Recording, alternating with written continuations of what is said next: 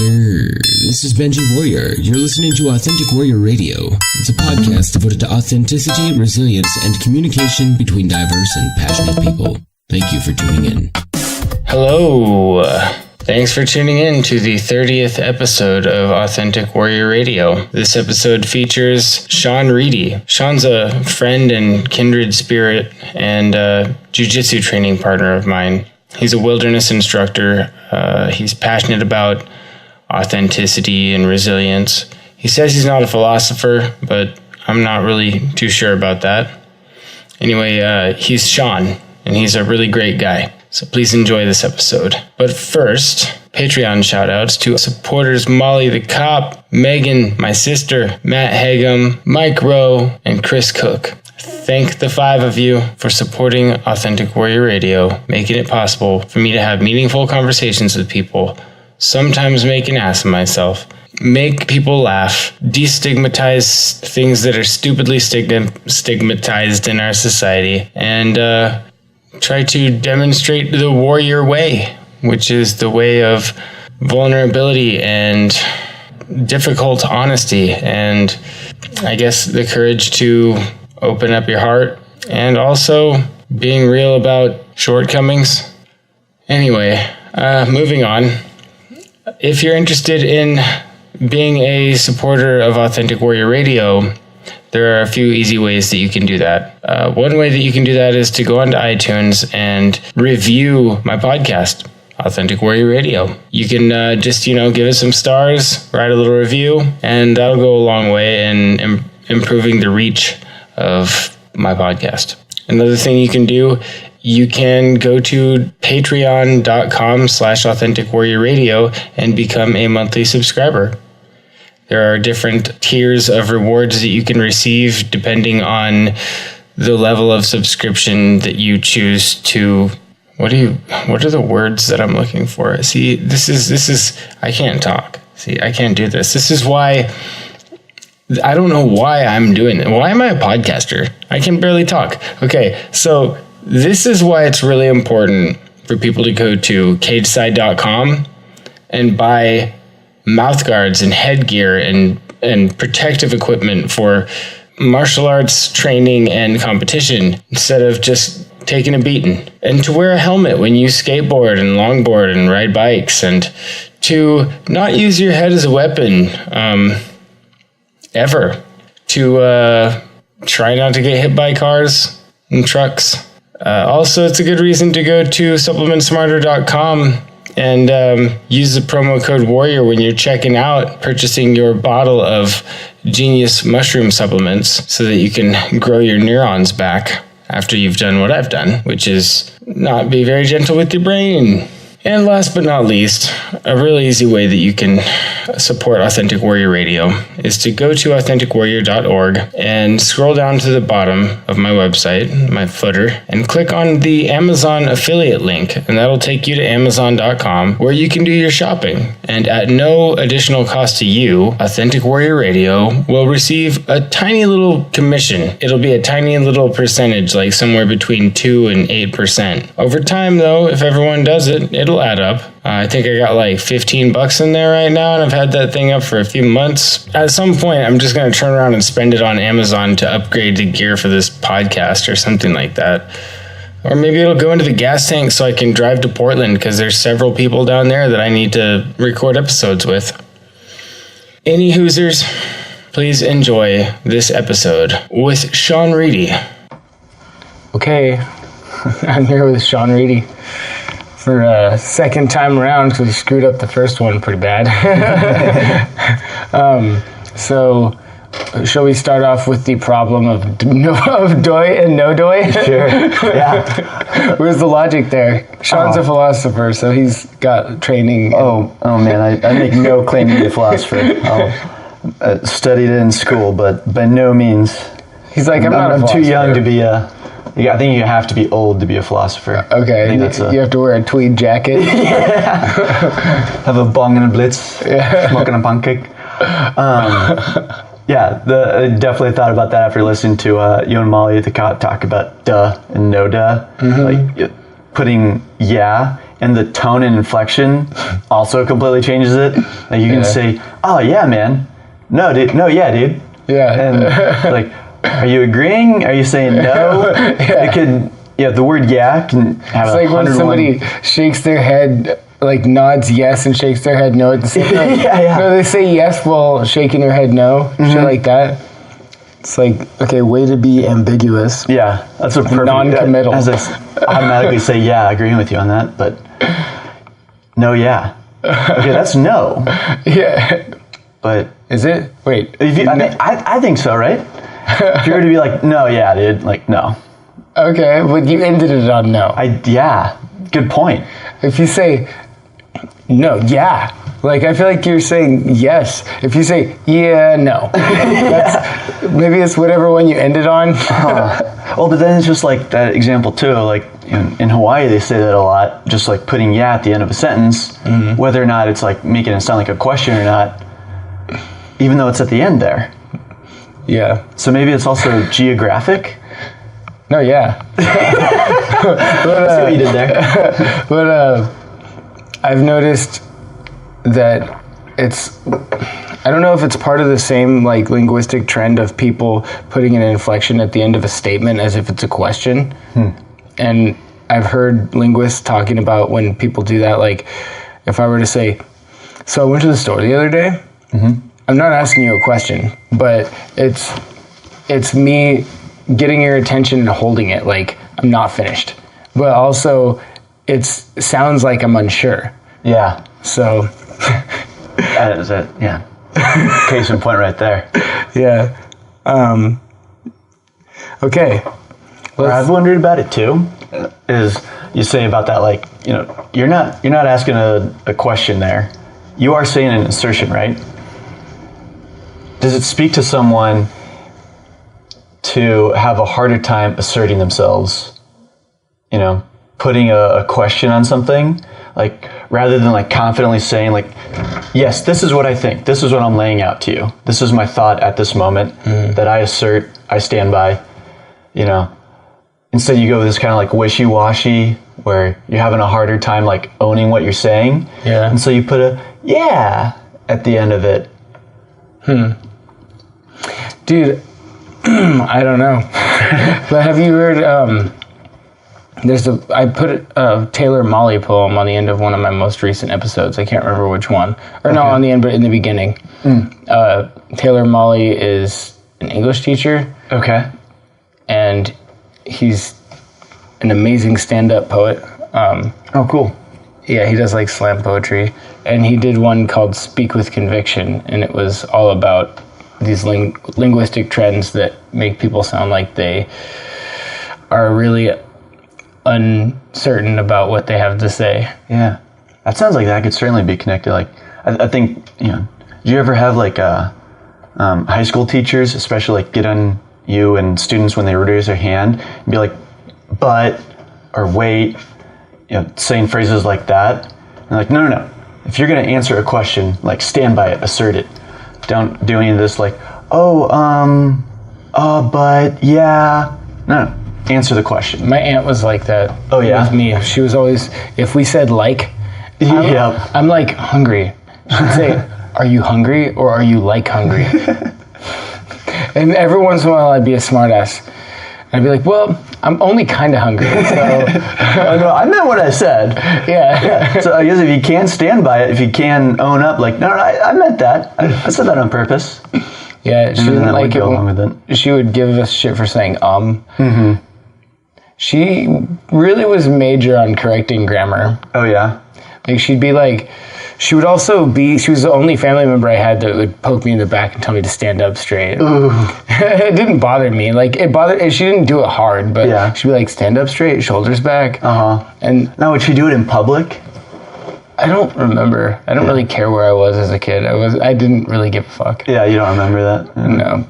But no, she was just somebody, she was always like doing it in a loving way too. She wasn't like critiquing in a rude way or whatever, but But I like that she taught me that, because having shitty posture is like I see it everywhere. Sure. And it's a hard thing to correct once you've gotten the habit.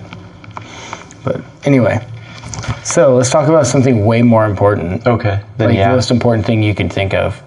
Whew. The most important thing I could think of. Yeah. Like, who's gonna be at the Super Bowl this year? I'm kidding. Well, something I really appreciate about your podcast is the opening when you talked about, the pursuit of authenticity. Mm-hmm. And, because of listening to your podcast talking about that, that's something I've been like thinking about more and bringing up to other people I've been talking to them. Like, that's a hard thing to be truly authentic. My mom was just in town, and I was swearing in front of her, and that's something that like we've always gone back and forth on, right? Of is it polite or not to watch how you talk? Yeah. And so this actually first started for me in high school, and in a philosophy class, talking about an ancient Greek philosopher who was super obsessed with authenticity, right? Mm-hmm. And one of his things that he would say was, that if you're going to be truly authentic, you speak the same no matter who you're in front of, mm-hmm. right? Mm-hmm. And so the example the professor used was, if you're a person who swears, you swear no matter what. You don't curb your language, whether in front of your buddies or you're in front of your parents. And so he very jokingly goes, what do you guys think it would be like if you went home and swore at the dinner table tonight? I missed the joke and went home and, was, I think in just kind of like trying to prove the point or just trying to be a little ass, was like extra swearing at home and at the dinner table. And I was like, no. But trying to be authentic. You got to speak and talk the same no matter who you're in front of.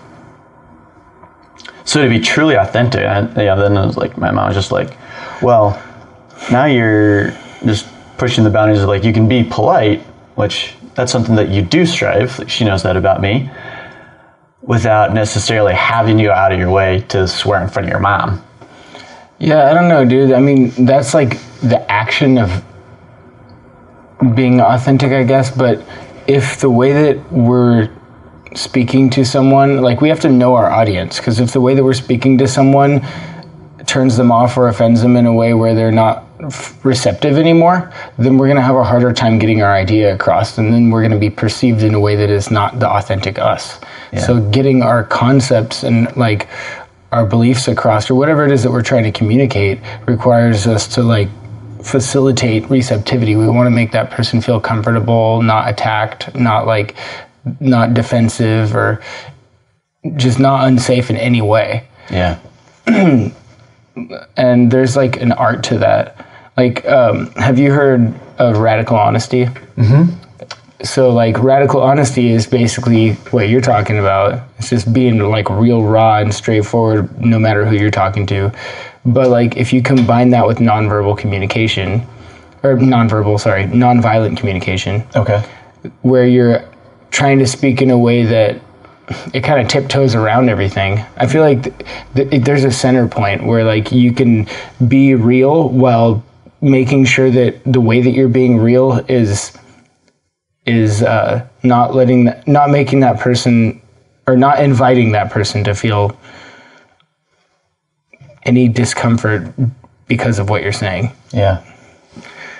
And you said like nonviolent, like just coming across, even if you don't have an aggressive message, just the language you're using, then it comes across more aggressive and you lose part of your audience. Like simple things like making I statements instead of you statements. And like, that's a great example. And like, what's it called? When you're like stating needs, where you do the observation, I forget what it is. Observation, feeling, need, request. Yep. Are the steps to doing that. And it sounds weird at first, but you get used to doing it. Yeah. And I admit I haven't really even been thinking about that very much lately. But the things that I've been talking about recently with people, I've just been trying. It's like sometimes the authenticity thing is it's so hard to just summon that courage to be authentic about some things, that it's like, I'm going to do my best, but really what I got to do is just get these words out. Yeah. Yeah.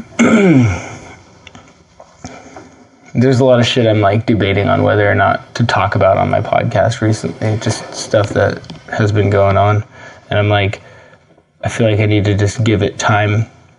That's another thing. If I'm just like blasting fucking new concepts out into the world without really thinking about it and letting them process and being like, if you want to speak like with conviction, that means you need to be certain of what you're saying. If it's like a brand new thing that just came to you and you're in an emotional state about it or something and you're just blurting it out, like that's also not probably authentic, because in like 2 weeks, once you've had some time to sit with it, your idea might have changed or whatever, the way you feel about it. Yeah.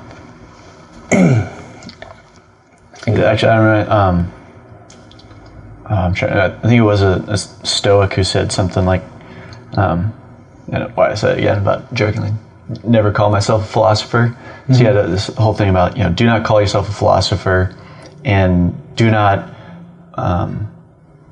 throw out an idea before you actually process it.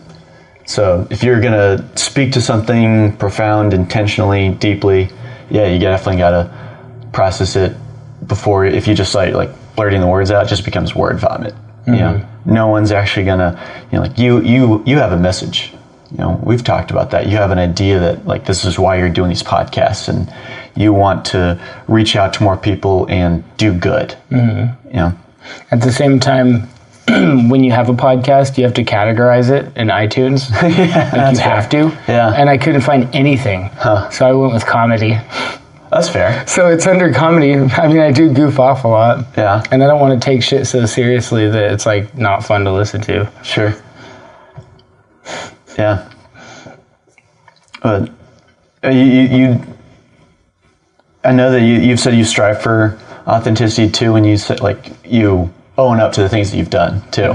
You're like, yeah, I know I can be an asshole. Yeah. But that's just me. Like, you don't have to change yourself, but that's a hard thing, man. No, the thing is, I want to change myself. Okay, sure. I mean, well, I know you have like habits that you want to change. Yeah. But as far as like, who you are at a core, that's something else. I'm not very good at keeping my mouth closed. I'm very direct. It's kind of weird, like, because people who give me a chance, they know right away that I care about them. But it's mixed in with like a lot of accountability. Okay. Like, I call people on their shit if I care about them. Sure. It's like if you are wearing a stupid shirt and no one's telling you. Or like if you got fucking a booger hanging from your nose and no one tells you, like those people don't give a shit about you. They're just gonna let you walk through your day looking to Or is it a real homie who just wants to be able to laugh and like, dude, laugh at you? Check out my dumb buddy walking around the booger hanging out. That's fucked up, dude. That's fucked up. I've never done that to friends, as I put that out there. It's just like drawing a penis on a buddy. Yeah. Kind of. I guess. I've never done that to somebody either. Oh. I did draw a penis on someone's water jug at the gym, so like every time they tipped it up, there's like a big dick pointing at their mouth. Never gets old. No, I shaved off a guy's eyebrow once. Oh no. He passed out with his shoes off, or with his shoes on. Well, see, he had it coming, man. That's his fault. Also, like, he was a douchebag to me and all my friends all through like middle school and high school. And then he came to a party that we were all at, and he showed up, and like nobody there like invited him.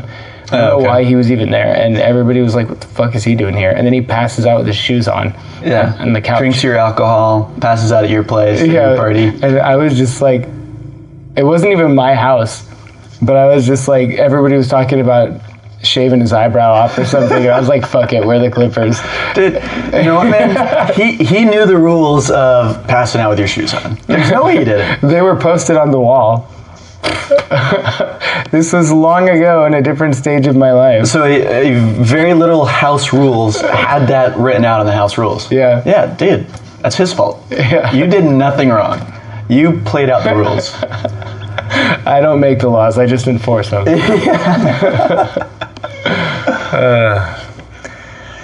So tell me about what you do. All right, sure. So right now I work at a program called Wild Whatcom. It's a mentorship program and outdoor ed. So getting kids outside, mentoring them through the outdoors. So like one of my last outings we went on a hike that we started out at Connolly Creek. And so this is actually a really cool project that it really actually it affects all of Bellingham in the long term. Mm-hmm. So currently, some of these students, I've only been here for, not even coming up on a year. But then some of the students who have been in the program for a long time, they've been going to this site for 8 years. And it's actually part of a 50-year plan to eventually get to the point of having salmon running through like Fairhaven and other parts of Bellingham where the creeks are pretty much gone. Mm-hmm. So right now, if you were to go to Connolly Creek and like other parts of like where flows from Paddon meet Bellingham Bay, mm-hmm. They used to be like flowing, pumping rivers, and you used to have like salmon would come and spawn there. It's like the Skagit River, how it branches off all over the place. Mm-hmm. And it used to be like a very like a full, strong flow. Mm-hmm. But due to a whole bunch of factors, such as like invasive Himalayan blackberry, mm-hmm. The rivers are not flowing the way they used to. So these students have been going in, working with NC and Bellingham Parks, and cutting back blackberry, reintroducing other trees and plants that would help to have a thriving river ecosystem. And so like I said, some of these students have been working at these project sites for years. And so we got to go and see some of their work in progress and walk a few miles along Connolly Creek and then where it goes into Paddon runoff. We also stopped and so these guys have been working for a couple years now on just being able to sit calmly in circle. To get a group of 10, 11, 12-year-old boys to sit in circle, it sounds so simple, but that's an accomplishment.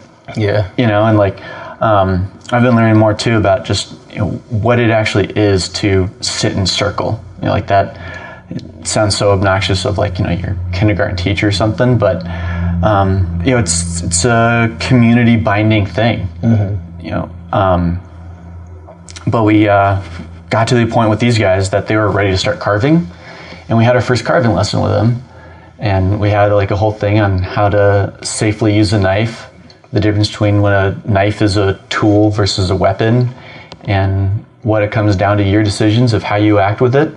And these guys started working on carving their first chopsticks.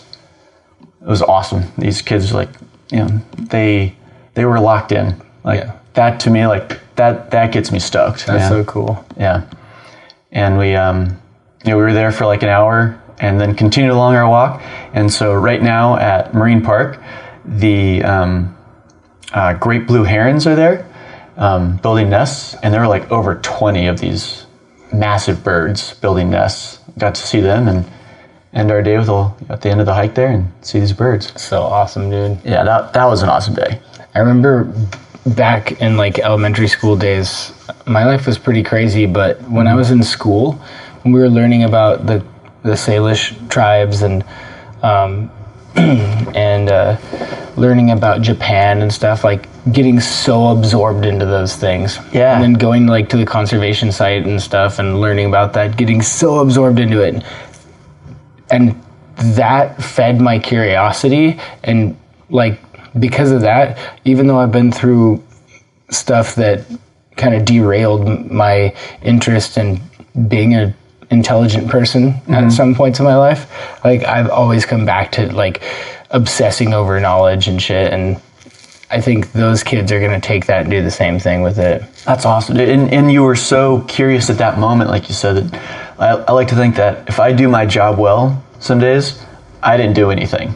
Nature did it all. Or not nature did it all, but just the fact of being outside, that was all it took. I didn't have to teach anything. I didn't have to explain anything. It was just the students being outside, excited about seeing the creek, and like you said, having that curiosity ignited. Dude, even at that age, the thing that really fascinated me about a lot of those things, a lot of those subjects, were like the family dynamics of the people that we were learning about. And the intrapersonal stuff, like the spiritual parts of it. Sure. Or just things that people would do that they would get really good at, things like that. And sitting in circles is something that some of the oldest cultures that still exist do. Yeah. And when they do it for fun, they do it for learning, they do it, like, storytelling is how they pass on wisdom. Mm-hmm. Storytelling or doing meditation or whatever it is, there's something there that is really meaningful, that is like binding, and it brings them together and maintains their culture. Yeah. And if you think about it, like going from storytelling to people sitting around listening to back in the day when they had phonograph players, they would have like entire families would come over to like the one person who had one, and they would sit around and listen to records, like classical music records, and they would just be sitting there listening to it together. Or like dude, I think that's where podcasts are, like, there's a hunger for that. And then when radio happened, it was huge. Yeah. And it was the same thing that podcasts are now. Totally. And there was like this like kind of weird like break of not as much into that, and not the same kind of quality on the radio and internet. But now with podcasts, that is 100% like, groups of people sitting down, listening to a 3-hour podcast and then hashing it out together. A lot of people definitely a big hunger for that. Wait to hash it out. Yeah. And that sucks, because I get it, because the difference is, like, when you're sitting in a circle with people, the dialogue can just flow and everyone can chime in if they're respectful. Like, there's a way to do it. But in a podcast, people will just start talking, and then you're missing out on like really important stuff. Oh yeah. And that drives me crazy, but I just like walk over and pause it and we talk about it or whatever. But it makes it so you only get through like 40 minutes of the podcast, but it's not to say it's any less valuable time spent. But what bothers me is that it went from listening to radio shows, the storytelling on the radio, and then and like listening to classical music and stuff, to TV. And now TV is serving the purpose that a united community circle used to serve, where people used to be storytelling and passing on like important parts of their culture to the younger generations and stuff. And now we're going to TV for our wisdom. We're going to TV for the feeling of not being alone. Like, how many people sit around and watch Netflix alone every night? Right. There's no replacement for actual community. And it just drives me crazy. Yeah. Like, when I watch a movie with my kids, we definitely talk about it together. Like, that's cool. We're actually doing it for, like, I usually only pick movies that I think they're going to learn something from, but I don't know. Sometimes we just watch funny stuff, but either way, I'm doing it in a way that's bringing us together. Yeah, very intentional. Yeah. Because a lot of people, they just sit there and zone out, and they're nowhere near each other consciously. Yeah. I hear that. That is something that I really like about Bellingham. Have you ever, I especially notice it driving to and from the gym in the evenings? Have you ever noticed how packed Squalcombe, Cornwall, those parks will be in the evenings? Yeah. That is so cool. That is such a human thing to, instead of like, loads of people across America, you're absolutely right. Done with dinner, turn on the TV, kill a few hours, and then crash for the night. Or eat dinner while watching. Yeah, even worse. Yeah. But when you can instead finish dinner, go out to the park, that is so cool. That is, that makes me so happy to see. Yeah. That gets me jazzed, man. Like, seeing people out like that's special, man. Yeah, we're fortunate. We have so many great parks here. Yeah. Because I've definitely been to other places where it wasn't like that. Oh, no way, man. Yeah. No, that is definitely a unique thing about Bellingham, for sure. Yeah, and then it makes you wonder, too, like, what would it be like if, you didn't live in an area with parks and, where everyone was just in apartment building after apartment building and just... I've done it, dude. Yeah. I lived in Littleton, Colorado a couple times. Yeah. It was miserable. Yeah. I think I was born in Evergreen. Mm-hmm. So I know Littleton, yeah.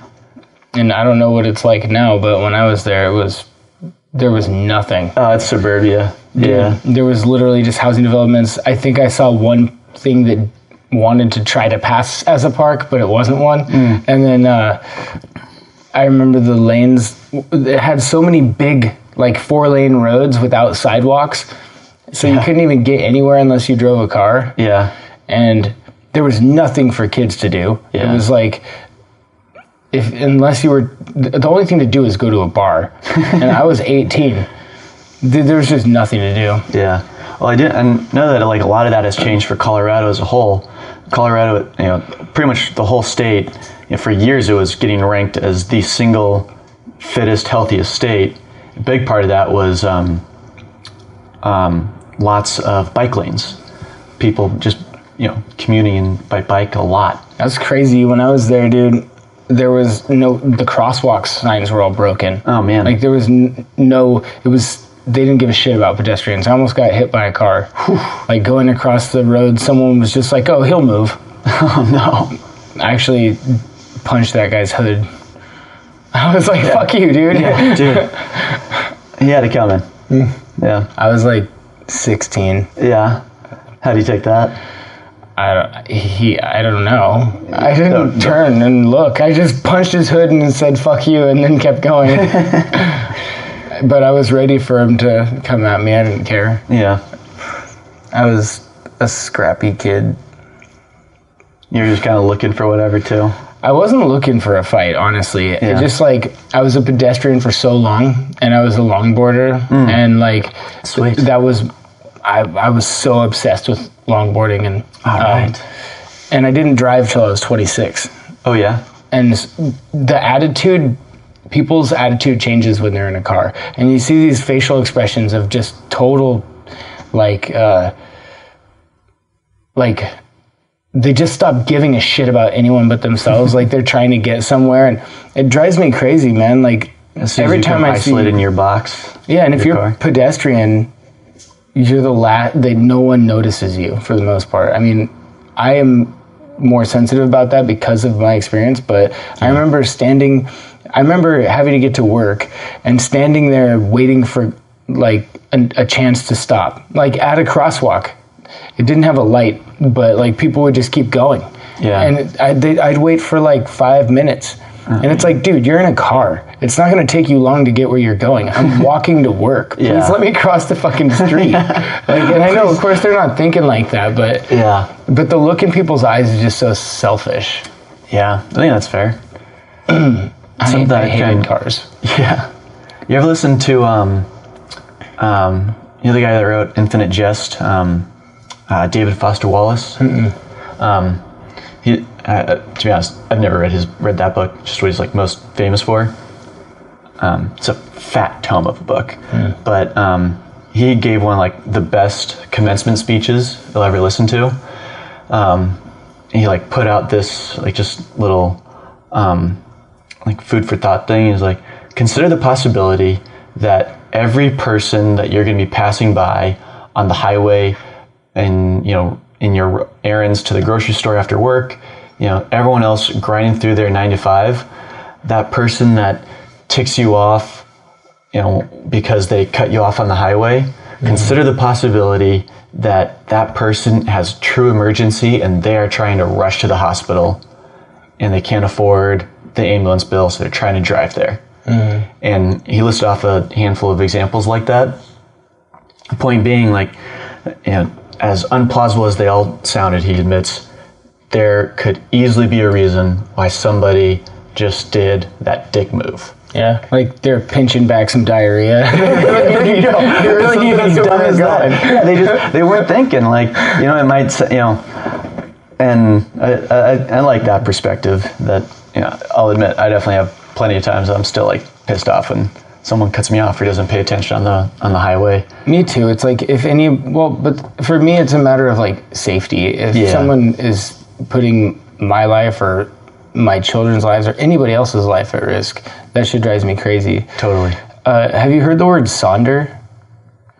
I think that's how you pronounce it. SONDER. Is that like the idea that everyone else is living an equally complicated life just as you? Yeah. The realization that each random passerby is living a life as vivid and complex as your own. That is something that, like, I've always been huge on. Because I try to, like... I was always a people watcher, I still am, and I like to put myself in, try to look at the world from another person's perspective, like just some random person, and just try to imagine what they're experiencing and try to imagine the things they've been through. And dude, this podcast has really fucking changed me. Sure. Because everybody who comes on here has, like, even people who I've known for a long time, or most of my life even, like, have had struggles that I didn't know about, like, or just feelings that I didn't know about, or whatever, beliefs and passions that I'd never heard about. And it's fucking amazing, dude, because now everywhere I go, that's all I see. It's just a bunch of people who have mysterious backgrounds and probably something fucking amazing that they could say if they were given a voice, which is why I'm just like, all right, fine, I'll host this podcast on this website so people can come talk. You ever read Hermann Hesse's Story of Siddhartha? He had, at the end of it, he kind of defined a part of enlightenment is realization of everyone else's profound lives that they're living through, even if they're just a passerby in the street that you have zero connection to. Sounds like you're kind of experiencing that. I don't know if I'd call myself enlightened. I wasn't going that far. But yeah, it's for sure. And I think it's definitely made me like a more compassionate person. Yeah. Because anytime somebody's upset, it's a lot easier for me to just be like, this person needs something right now. Yeah. Just the other day I was recording with someone. I'm probably not going to post the recording because I don't think that person feels that they were being authentic. But I'm going to talk to them about it. But in that episode, this person kept being like belittling. Like every time, first of all, they never wanted me to speak, which I was like, okay. And then, but when they would say something like, I know you think this or you think that, I'd be like, okay, well, part of what you're thinking about me is accurate, but part of it is not. If you are interested, I will let you know what I think. And then they were like, okay, fine. Like it was just really like interesting kind of superiority complex thing. And then I gave them the timer and they flipped over the timer and I started talking. And when it was done, before it was even done, they were like, oh, that's cute. That is cute. Like, and I was like, does it make you feel better to belittle me? And then, oh, you said that? Yeah, and nice. they were like, no, why? And I was like, what do you need from me right now? Wow. And then I was trying to be gender neutral. It doesn't matter. Their eyes, this person's not even gender neutral. Like, but I didn't want to give any clues about who it was. I got you. But yeah, she was like, her eyes got all big and she didn't know how to respond. And then after that, it stopped happening as much. Interesting. But she still kept calling me out on stuff. And I was like, okay, I appreciate you calling me out because I appreciate accountability. I see it as a type of support. However, since a huge percentage of this conversation has been you calling me out, I'm going to accept that as like permission to call you out on some things. Fair. That's kind of a two-way street with accountability. Yeah, and I said, I really like who you are, but I don't like the front you put up. And then she goes, what do you mean? And I was like, the superiority complex. And she goes, that's ridiculous, because if I had a superiority complex, that would mean that I really loved and thought highly of myself. And I was like, no, it doesn't. The superiority complex is just an inferiority complex in an advanced state where you feel so shitty about yourself that you're projecting this like powerful, better, like you're projecting someone who is better than anybody else to compensate for it. And she goes, then why do you like me? And I was like, because I see you for who you are underneath the front, and I've noticed that the more compassionate and kind I am with you, the less you treat me that way. And then again, her eyes got big, and from there on out, the conversation was way better. Wow. It was really intense. Yeah, that sounds pretty special, actually. But I mean, that's like an example of what I'm talking about with like being authentic, but doing it in a way that is like caring and not doing it in a way that I'm not trying to be inflammatory. Mm-hmm. Yeah, I see what you mean. Like back to what I was saying with the, if you curse no matter what. Mm-hmm. But there's definitely a time to not just intentionally be going out of your way or sounding aggro. Yeah. Yeah, I think it's like, if I'm just saying, well, I was fucking blah, blah, blah, blah, blah, telling a story, that's not going to maybe bother somebody as much as if someone says something and then I think real hard on it and I go, no, dude, fuck that. Mm-hmm. Fuck what you're saying right now. I could say, I think I know what you're saying. This is what I hear from you. I'm not 100% certain, and I'm open to being wrong about my interpretation. I don't 100% agree with you, and here's why. And then I can start talking. That's so much. It's going to facilitate receptivity so much more than being like, no, fuck what you're saying. Yeah. Fuck that. Yeah. So context is a huge part of it. Oh, definitely. And having an open ear. If you just said, oh, fuck what you're saying, like that's not you listening, which that's pretty awesome that you also, you're able to do that with your friend that you were talking to. You felt like this individual wasn't letting you speak. You were just kind of like, you didn't let that get the best of you. You just kind of like, okay, I'm going to give you a moment. It was when she started speaking for me. Oh. Like, that's when I was like, okay. That's certainly obnoxious anytime. Yeah, and I will not be, that's not me being authentic either. If she's speaking for me, then I'm not able to represent myself authentically. Yeah, definitely. So, yeah. That's a really cool definition of, or take on compassion too. Mm-hmm. You to be able to like, hey, what do you need? Mm-hmm. That's hard, man. I try to do that sometimes with my students. I like to think that if a student is acting out or flaring up, being super reactionary, that they're not just, there are very few exceptions to a kid being a dick, like intentionally trying to be mean. Usually there's something going on that they need. And I can definitely think of like, a handful of times where it's like, hey man, what's going on? And it's just like, there's that switch, of like, someone cares about me. Yeah. I know that's something we've talked about before, but it still rings true. Changing that language, changing how you're being present with your student. What's on your mind, man? Suddenly it's like, oh well, I woke up and this was going on, and like I didn't get to eat breakfast, and but then as soon as they get to externalize or something, maybe sometimes that's all it takes. But up until then, they were just being a kid acting out, and it seemed like worse than it was. That was all they needed, was someone to ask, hey, what's on your mind? Yeah. So yeah, that's pretty cool of you to be able to do that with the adult friend.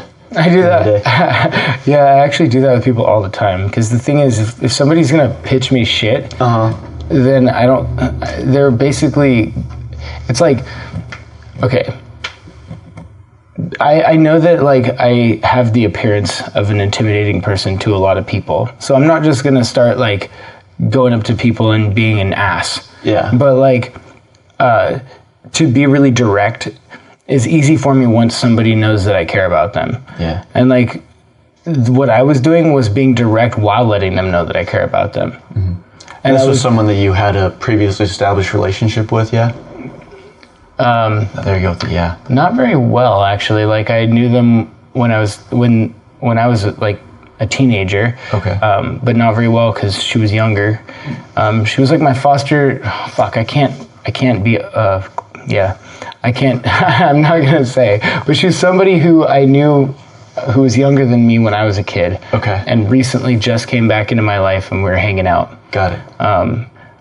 And I'm just getting to know this person, and I don't know. I don't want anyone to feel like they have to prove who they are to me. Like, we have all the time in the world to get to know each other, and I'm not going to make assumptions about people. Yeah. And so I feel like if she knew that, then she wouldn't feel like she needed to like be anyone other than who she is. Yeah. And that's exactly your pursuit of authenticity. Yeah. Feeling like she had to put on this more knowledgeable front. Mm. It's also, yeah, it's hard. It takes time to establish trust. Yeah, and that's fair.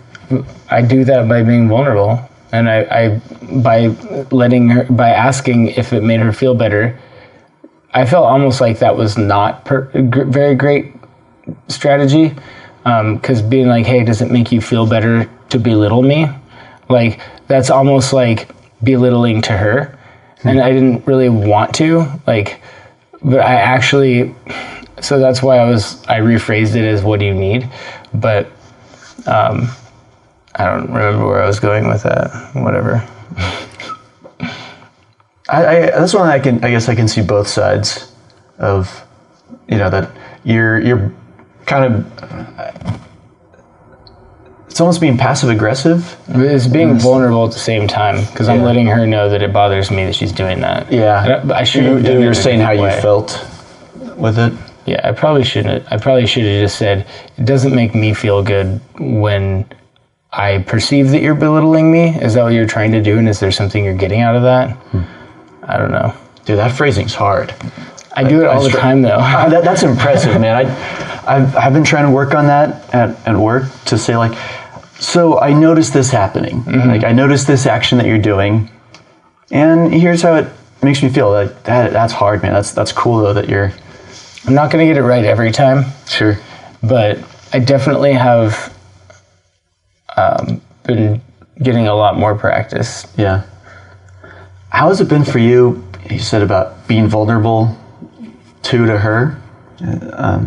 How has it been for you? You saying about this podcast has really been changing your thinking and making you more compassionate. Mm-hmm. Do you feel that you always need to be vulnerable first with the people you're interviewing for them to feel like they can be vulnerable? I think that's just my MO. Okay. Like, I don't know, this podcast isn't just the only place where I do that. Like, I pretty much always walk around with my guard down, being totally honest. And sometimes that intimidates people. But sometimes it also builds trust. Like, when I let the other person see that I'm just human and fucked up a little bit, and like, whatever, maybe not even fucked up, but just like that, when I let this person see where they could stab me and it would hurt. Like, I'm putting my armor down and just showing that we're not at war. I feel like does really build a lot of trust. And then the other part of it, I think,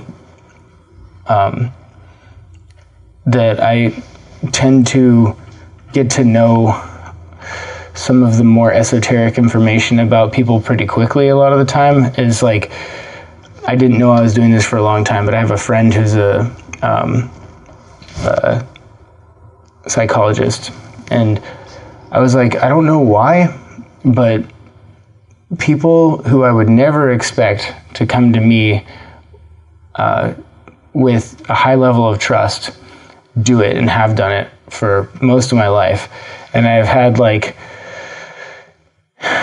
issues with like, I've just had a lot of dual relationships where like people will develop romantic feelings for me in a context that's probably not like where it should just be professional or something. Oh, okay.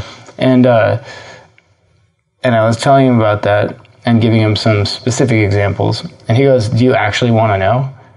And in my mind, I was like, I don't know if I'm responsible enough to know. I don't know if I can handle it. You can't handle the truth, man. Yeah, because if I know what I'm doing that's making that happen, like, it's a lot of responsibility.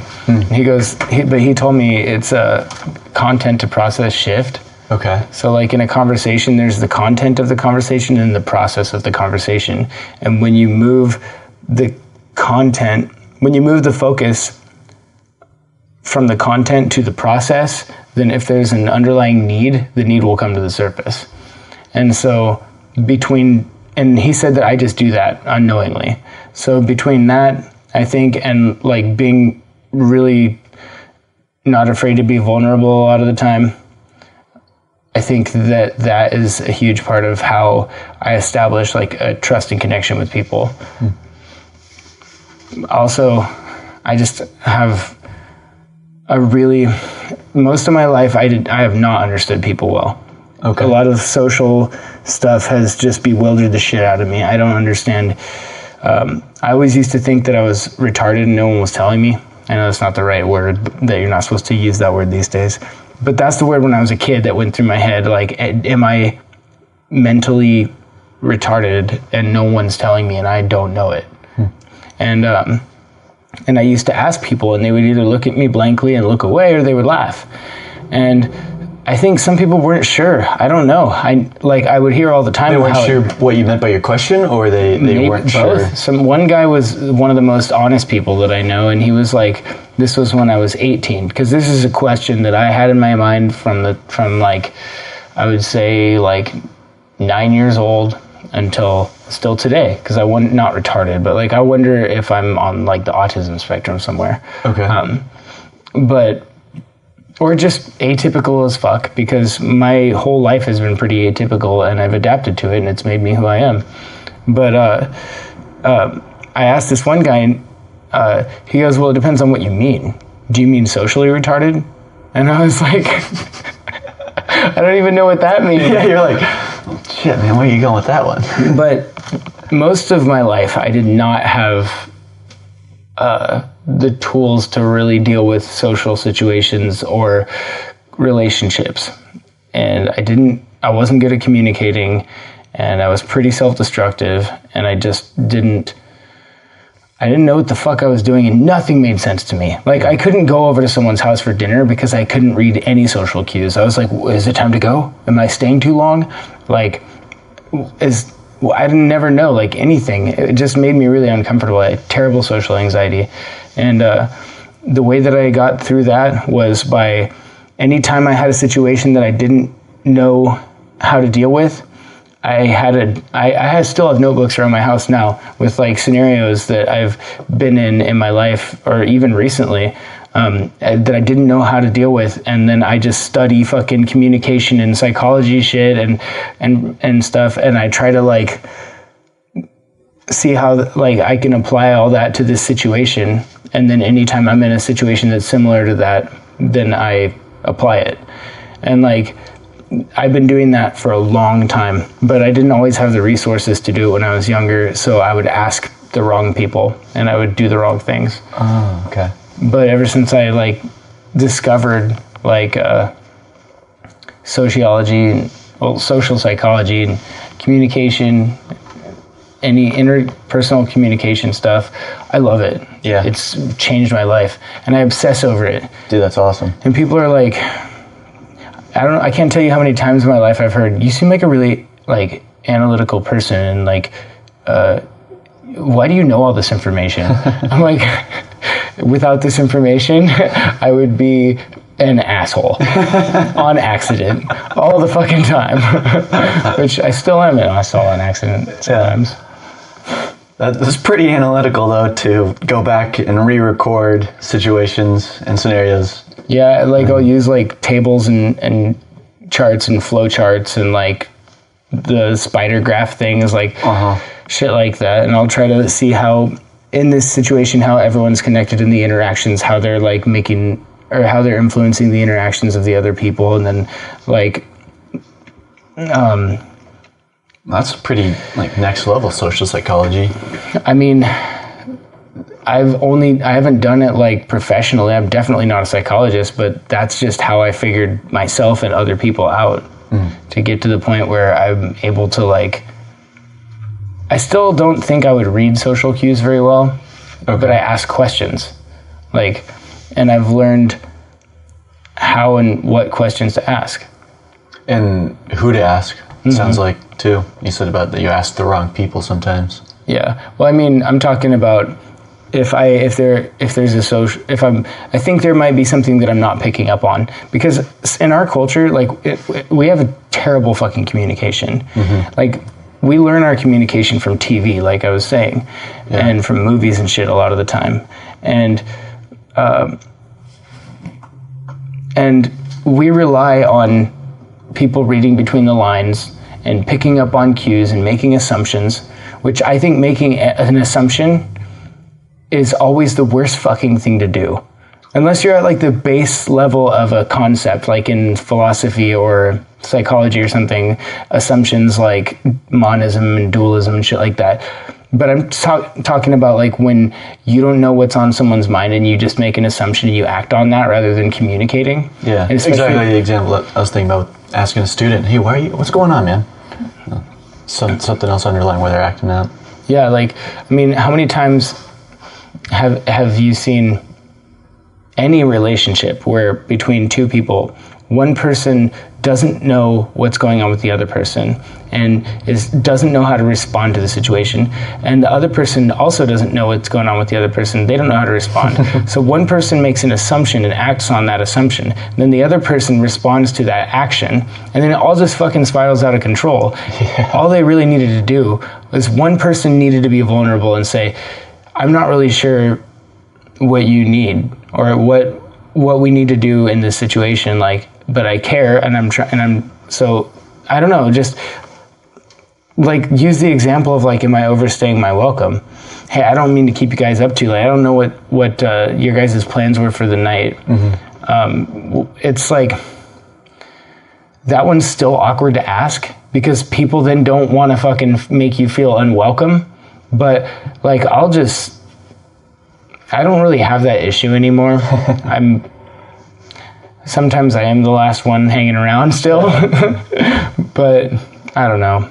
Just having too many good conversations, you can't leave. Yeah, shit like that. Yeah, that's interesting. Yeah, I hear what you're saying about you never want to assume. I love the assume. It just makes an ass out of you and me. But so much of communication is nonverbal. You're totally right. You know, what's the body language too? Like, what else is being expressed? Why is the person acting and saying the things that they are? Yeah, and we're always presupposing things. Like, everything we do, we're always abstracting and interpreting information. Like, so much of communication is interpreting what the other person is saying. It's not just me saying a thing, it's how they interpret it. So like, the assumption is always happening. On some level, there's always some kind of like just underlying belief system that determines how this person filters this information. Yeah. But the more I learn about that person's belief system, the more I learn how to communicate with that person. And if I'm really care about somebody, that's what I'm going to do. And I tend to do that with most people because I care about most of the people in my life. But yeah, assumptions are always going to be there. It's just being aware of them, I guess. Sure. Maybe not acting on them, but asking a question before you act on an assumption. Yeah. One time, I asked a question on a Facebook thread. I can't even remember what it was. It was somebody posted something political, and I was actually being curious, and I was asking a question, and the person answered defensively, and was like, way to assume. And I was like, I actually did not assume. Yeah. I did the opposite. You're like, that wasn't a baited question, that was a genuine question. Yeah, and like I said, I was actually being curious. Like, the fact that I asked a question should be enough evidence that I wasn't making an assumption. Yeah. But it was already like a loaded topic. Mm-hmm. Well, and just the fact that you were, unfortunately, just the fact of zero tone and context with a Facebook comment, that person had no way of knowing. I realize that all the time. Like, do you text how you talk? If I spoke the way I texted, I would sound so much more eloquent. Because I think I really think about what I say when I text. I don't use shorthand. I always use full sentences and correct grammar when I text. Wow, that's super impressive. I do not do that in the slightest. I'll send like so many like one word. I even do that at work with emails. Just send like 1 or 2 word responses, and like so many times I like go back and look over like an email thread or something and be like, man, I just sound like a real I'm just being real dismissive or something. But yeah, without the full complete context of that moment, there'd be no understanding of, like, I just write the word yeah. Like, oh yeah, sure, got it. Fuck, back to the yeah at the very beginning. Well, it just sounds really short when I just say yeah to someone over a text, like, yeah. We're done. Well, I get it especially if it's a work thing where you're trying to get the info across real quick, and I don't know. But like, there's so much more time to actually think about what you want to say when you're texting, and like there's more, like I can make just like right now, I can't figure out how to make the sentence that says what I want to say. So I'm like going in a bunch of different directions and starting over and shit. I notice I do that all the time. I notice that editing my podcast, but like Michael Scott. Sometimes I'll just start a sentence and I don't know where it's going to end, but I just keep going. Yeah. Until I find the end. I do that. That's called bullshitting. that's fair enough. I do that when I drink. Yeah. Oh, really? Huh. I haven't experienced that. Well, not all the time. Sometimes it's like I forget where I'm going halfway through the sentence, but I keep talking. And I fucking make a different point or something. Yeah. But that happens even when I'm sober too. Yeah. But yeah. But I think in the way that like reading books. See, I just did it. In the way that like reading books. Anyway, reading books regularly improves my eloquence like crazy. 100%. And I noticed mine.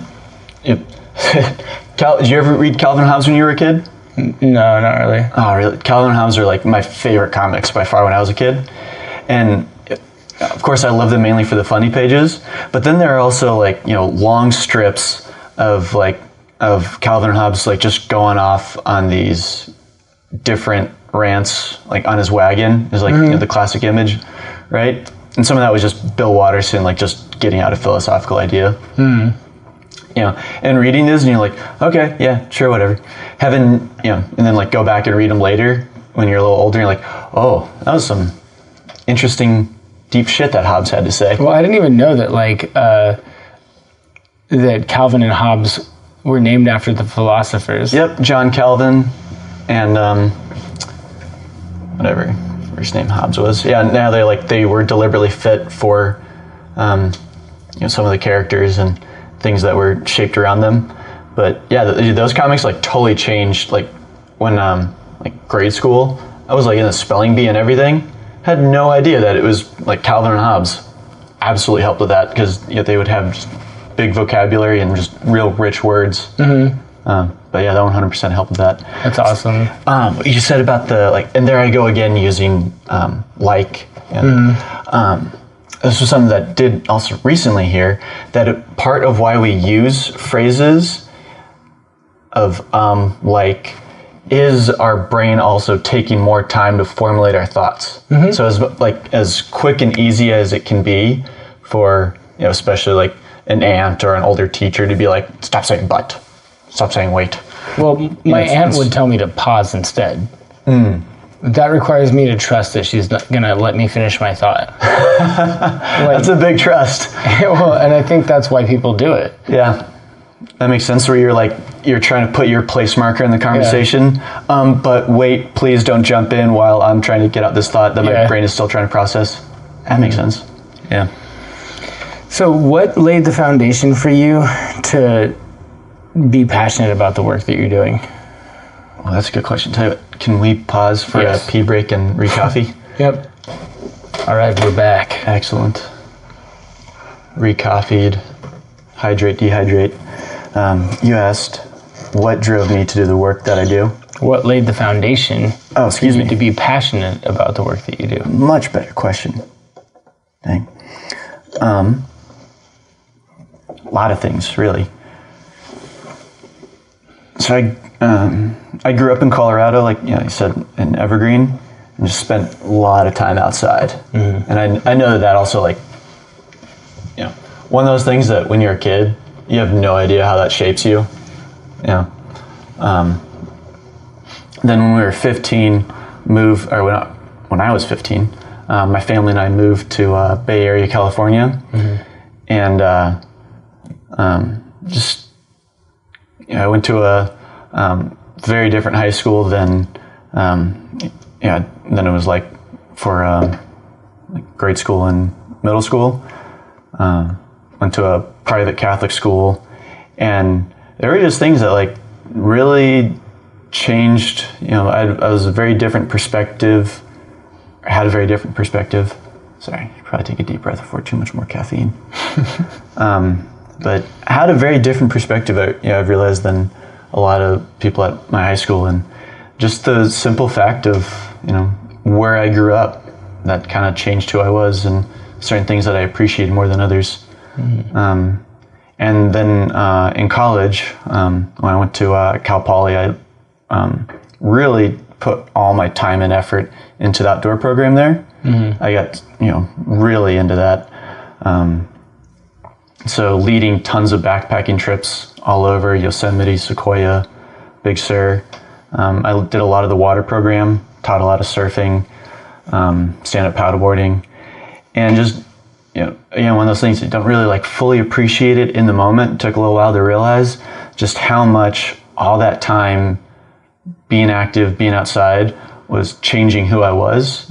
If I ever went like a long period of not doing that, I would get so pent up, like kind of like unhealthy, like, wide awake all night, just being real shifty, can't focus on any single thought.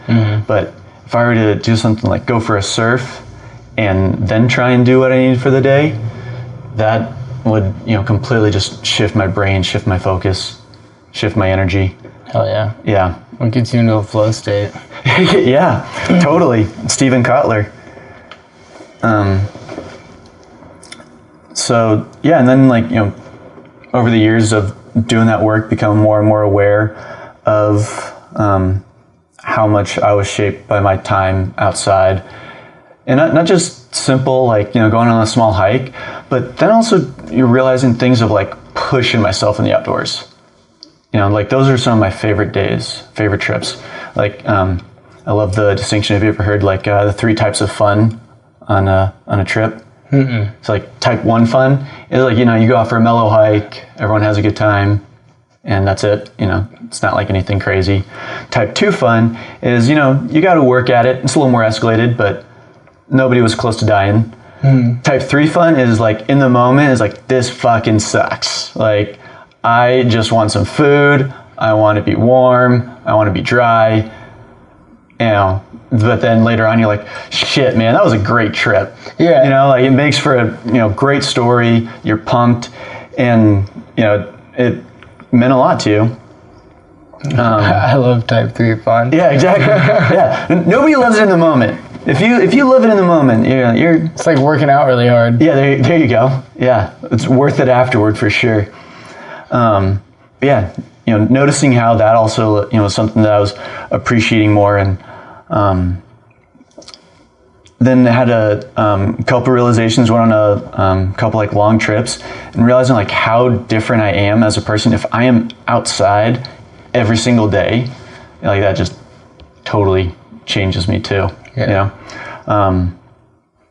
And so after school, I spent a while living in SLO, working in an outdoor gear shop, and shout out to Mountain Air. I love that actually. Like, if someone comes into the store with a story of like, hey, I'm going on my first backpacking trip to Big Sur. This is what I need to make it happen. Mm-hmm. Like that got me stoked, man. Like, cool. Like, let's, figure out what boots you need, like what works, what best for you, and here's the gear that, you might need. Here's what, is backup, and here's how you use it. Mm-hmm. And then like when someone would, come back later, like, hey man, like that was awesome. Thank you so much for making that happen. Yeah. That was cool. And then, went kind of like there for a while, and then later on too went and worked outdoor education at Pali in Southern California. Mm-hmm. And so that's one of those like if anyone has ever done like in Bellingham area, gone to like North Cascades Institute or similar outdoor ed programs. Students would come up from all over Southern California, even like Arizona and Las Vegas area too, and have 3 nights to a full week of staying in cabin and having things like challenge courses, ropes courses, outdoor ed, going on forest eco hikes, and getting to like share that with kids. Man, that if a kid steps off the bus and sees snow for the first time, that look on a student's face, that is pure fucking stoke. Yeah. Like, or number of kids too, like LA area. Even some of the kids who are like, active, they like, they didn't always just sit down and watch TV at the end of the day, but had never seen stars. Oh God. It's amazing. Yeah. Just because, light pollution is just that heavy in Southern California. It's crazy. Come up for the first time and go on an astronomy or night hike and just be like amazed at the stars. Yeah. Yeah, that to me is like one of the coolest things, man. Dude, so when you were in the Bay Area, mm-hmm. going to that Catholic school and stuff, and you weren't going out as much, when you started to feel like less happy about stuff, like when you, I don't know, did you get depressed? Or when you, how did you know that was missing? Like, when did you notice that was the thing that was missing? I would notice it most like, so that was when I got into surfing more. Mm. Was like, we weren't like, in Colorado, we'd be like on the slopes skiing in like 40 minutes and, or less too. And, so started, surfing as much as I could. But yeah, I definitely like, it was definitely one of those like, in retrospect is when you notice it. But, yeah, I did, have some, like mood shifts, mm-hmm. and, my mom would notice it. Yeah, it's so hard. Like sometimes when your environment changes, especially when a lot of variables change at once, like pinpointing what it is that was the reason why. Yeah. But fortunately, you gravitated towards that outdoor program at your college, right? Yeah. So that was how you figured out that's what was missing? Big time. That's awesome. Yeah. But it still was not easy. Like I say it now, I definitely had some like big struggles in college.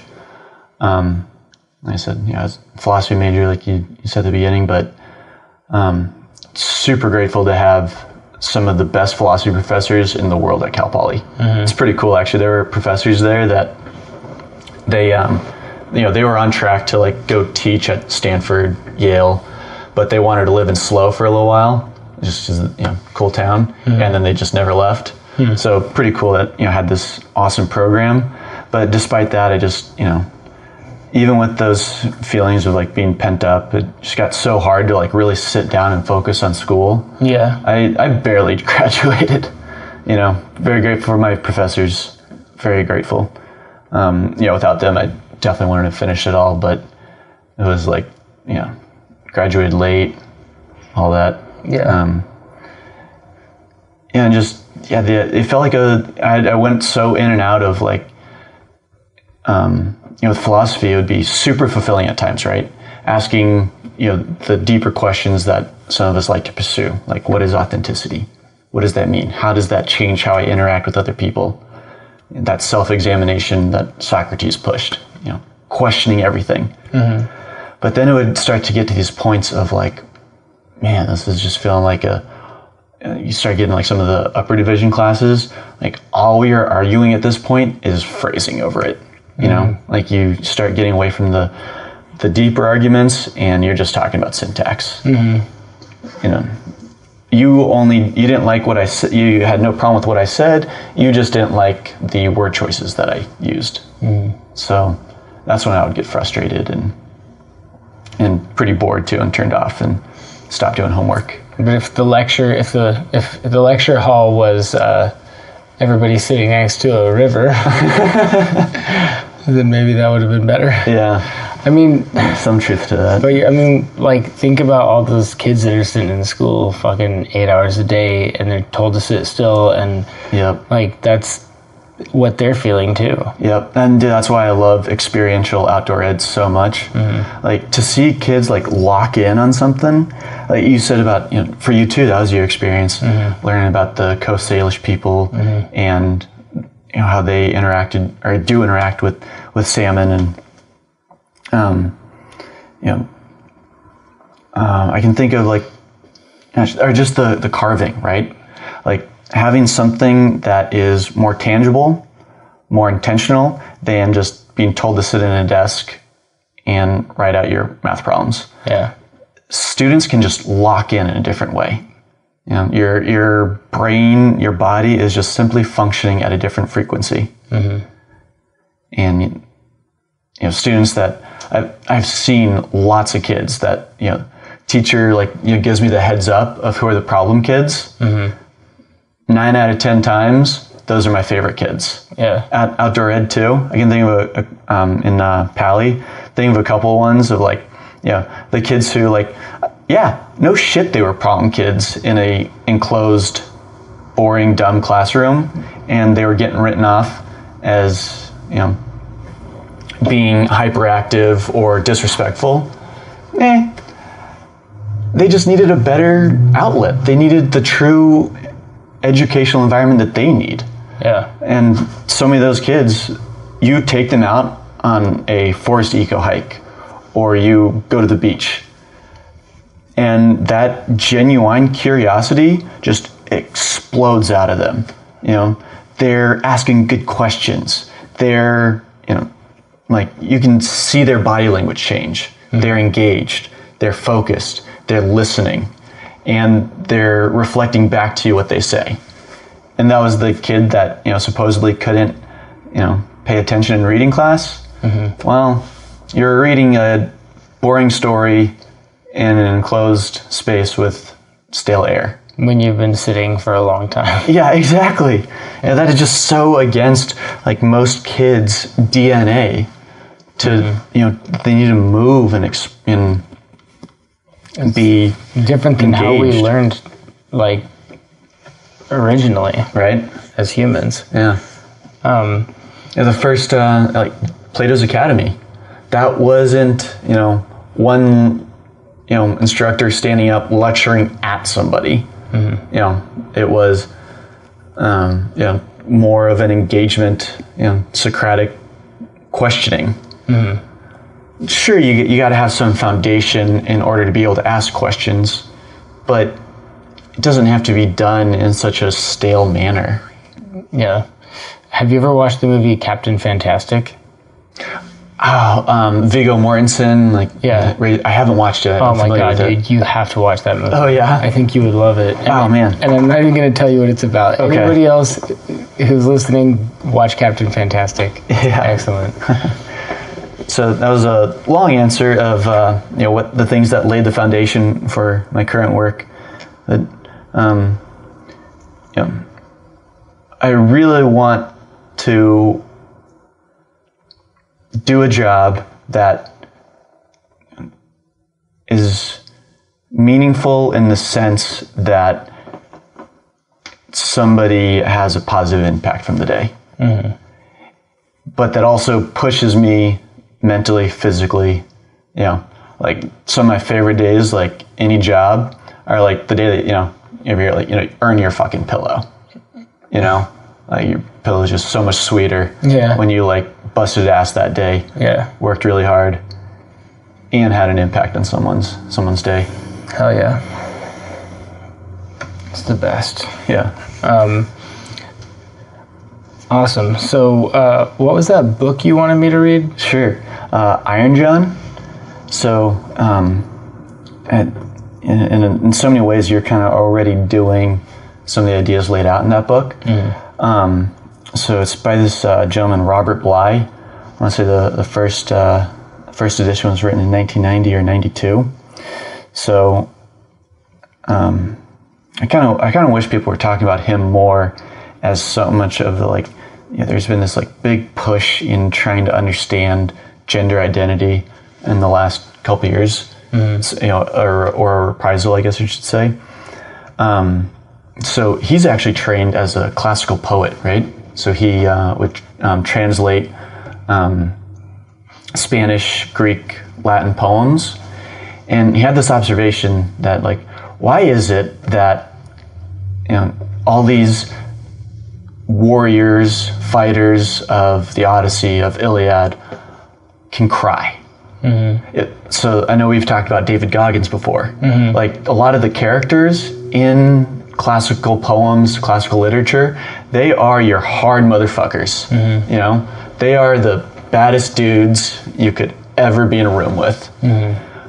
But they're also crying all the time. And he had this observation, and I was like, man, if if a hard motherfucker started crying in most of America today, you'd be like, why are you being such a baby? Yeah. Like, oh, that's what girls do. Yeah.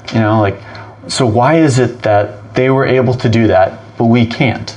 And so that was where this whole exploration for him started out. And it was actually him. So when you hear about different men's groups today, it really was him that started that. And he's also super clear that these were not in opposition to feminine, that there is no,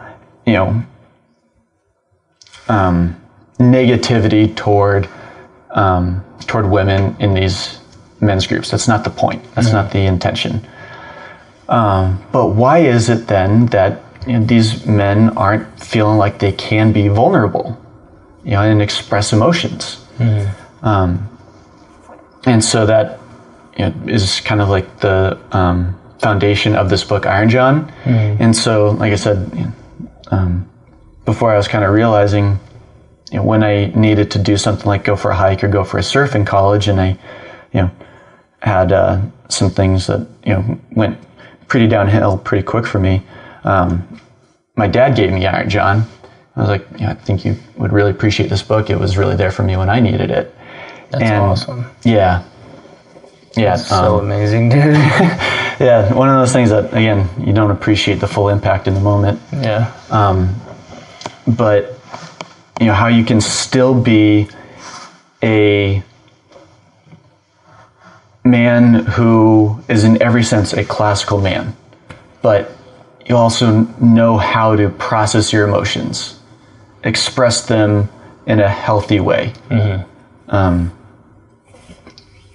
Yeah, and that's what I was thinking about too when you said about being vulnerable yourself. Yeah. That enables other not just men, but in individuals, you know, and that's something that seems like a lot of men struggle with. It trips me out. I think it trips a lot of people out that I am that way, because like a lot of people make assumptions when they look at me. Like I'm just like, I have a shaved head and like, I don't know, I do martial arts and all this shit. People probably make assumptions about my character based on that. Yeah. And then they're surprised because I'm always like talking about what's going on in my life, talking about my feelings and shit. And I will say things like, that makes my heart hurt and things like that. And it's like, like I'll say that to the most like macho dude. And I just get this look like they don't know how to respond. Yeah. Like I've heard dudes calling each other a girl and stuff like that in the break room and some of the machine shops I've worked on, and just things like that, calling each other gay for I don't know, for all kinds of fucking reasons, dude. Sure. It's so annoying. But it's just so empty and randomly used. And sometimes I'll say something like, what about that has anything to do with homosexuality? Or like, I'll be like, that's good phrasing. Yeah. Or like,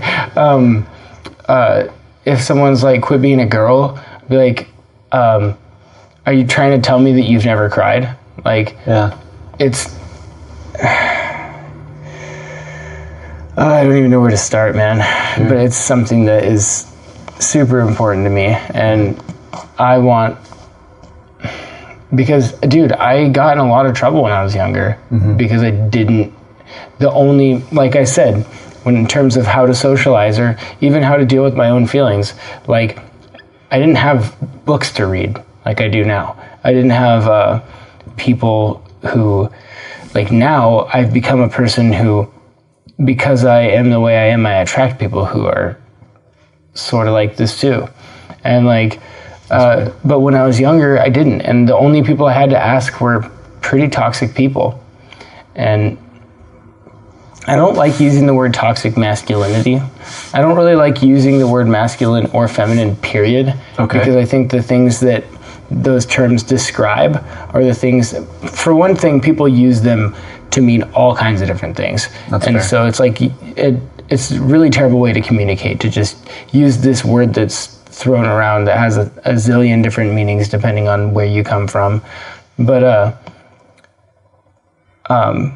also because because usually what it's used to refer to are like character traits and like ways of expressing your emotions and like just personas and stuff like that. And it's, the more we use those words, the more that we support the division in the sets of tools that people have for coping with their feelings and being whoever they actually are. Like, the more we label people with these terms and stuff, like, I don't like using them. Like, I think that if you took all the ways that somebody can express themselves, all the ways that they can cope with their emotions, all the ways that they can present themselves, everybody should be entitled to all those things. People are going to be happier people when they accept who they are. They're going to treat other people better when they accept who they are. But if they think that they're only allowed to use some of these things to be who they are, that's never going to happen. So I just don't usually use those terms. Yeah. I used the term toxic masculinity one time in one conversation, and I used it a lot, and I'm probably going to publish it. I mean, I am going to publish it. It was a good one. But I used it a lot because I knew I was speaking that person's language. So it was like helping you meet this person where they're at. We kind of, it felt like at that point in the conversation we had defined our terms. Okay. So it was like, I was able to, I know what it means to that person when I say toxic masculinity. Okay. When that person says toxic masculinity, I know what they mean. I wouldn't say toxic masculinity. I would say just toxicity, really. Sure. Or like, it's because it's not just men, you know, it's everybody. And also, it's really, the thing is, men need to be the ones to take initiative to change this. But everybody has to be on board too, because it affects everybody. And a lot of women's expectations of men, not all women, but a lot of women have expectations of men to also be this like, this fucking macho tough guy who only has like 3 tools to cope with his feelings. Yeah. Or like fill this gender role where he doesn't spend a lot of time with his kids. Shit like that. Like that shit drives me crazy. But it's everybody's problem. And men do need to be the ones who take initiative. But it needs to be supported by everybody. And calling it toxic masculinity doesn't acknowledge that. Yeah. It's just cultural toxicity is what it is. And everybody's responsible for it. A lot of feminists consider like gender equality and this issue of toxic masculinity a feminist issue. And I think that, okay, it can be a feminist issue, but it's a men's issue. Like, yes, it is a women's issue too because it affects women. And they have a responsibility to be supportive in the change of it, but it still needs to be called a men's issue. Yeah. Like, we're the only ones who can make the change, really. Because we're the ones who have to learn why we're upset, why we feel the way we do, and be honest with ourselves and each other about the shit we've been through, and be introspective and be open to talking about it with each other, and like just find healthier ways of like exploring those things and expressing how we feel and coping with it on a daily basis. But oh man, Deep breath. yeah, it's a big topic for me. Sure. And I know it's come up for us a couple times, but I fully appreciate and agree with everything you just laid out as far as that these issues aren't just you too easily put one label, then it kind of just gets dismissed. Or back to, again, the beginning of the conversation too, if you misuse your language, then you just turn off a big group of the population that you're trying to talk to. The ones who need it the most. Sure. Like, calling it a feminist issue, a whole bunch of people are not going to fucking listen to you as soon as you say that. Yep. And those are the same people who, if you even drop that word, toxic masculinity, or that phrase, they're not going to fucking listen either. Yep. So we have to acknowledge it as something that is a problem with our culture, and that everybody has a responsibility in it. Yeah. Like, everybody has a part in it, in the solution. And those real men who really want to get the job done and work hard and whatever, and there's nothing wrong with that, they will hopefully apply that sense of conviction and effort to making those changes. But Yeah. I don't know, man. Well, so that's kind of like then the next piece that Robert Bly lays out in his book, right? Of what is it that is missing in modern man that's causing all these other problems, right? Problems that you can easily lay out as far as unhealthy expressing emotions, suicide rates of men, to like then go to that extreme. So one of the things that he brings it back to, that there used to be a period of time where there would be something that would mark a boy to a man. And for so many cultures, these were things like initiation rites. That boy age, 12, 13, 14 is taken out of the village and has a period of time where he is separated from society, right? He is separated from the core of their civilization. And for so many people, that looked very different. That was something like, the boy and a group of men, or just one-on-one with a shaman, or just dropped off in the middle of the mountains. But that boy went through a period, right, that shaped him. and brought him back. And he had the support, though, even if it was like a period of solitary experience, he still had the support of the other men in the tribe. And men that he could then process out with. Yeah, or even talk about it with beforehand. Yeah, exactly. Have like a good framework going into it. And so we need those things today. That's a key piece that we lost, as far as modern, maybe call it modernization, of society and civilization. But that men need some other way to have their group where they can work together. And that totally is fair that, that this is something that men need to work together on and be supportive of each other on. Dude, when I was like 18, I was talking to one of the people that I looked up to, and I shouldn't have, but I was talking to him and I was asking him, he was trying to get me to change the way I was living, but he wasn't. The way he was going about it was like, look, I do the same thing every day, day in and day out. I fucking hate it. I hate my fucking life, but I do it anyway because I'm a man and that's what I do. Yeah. And you need to do the same thing. And he was like super unhealthy, drank an 18 pack a night. And I'm just like, fuck no, I'm not going to do what you're doing, dude. and I would tell him like, I feel like shit about myself and I don't know what to do with myself and I just don't feel like that's healthy and blah, blah, blah. And one day he was like, if I hear you say I feel again, I'm going to tell you to leave. Yeah. And I was just like, I'll never forget that, dude. So you were reaching out to someone that you needed to express how you were feeling and they were shutting you down. And so then again, to jump back to Iron John, so who Iron John was, right? It's actually based off a Grimm Brothers fairy tale, where we get all of our fairy tales from. And Iron John himself, he was a mentor to this young prince, and that's something that can look really different for lots of people, but that need for someone, and I realize this interesting explanation that it needs to be a mentor outside of the family.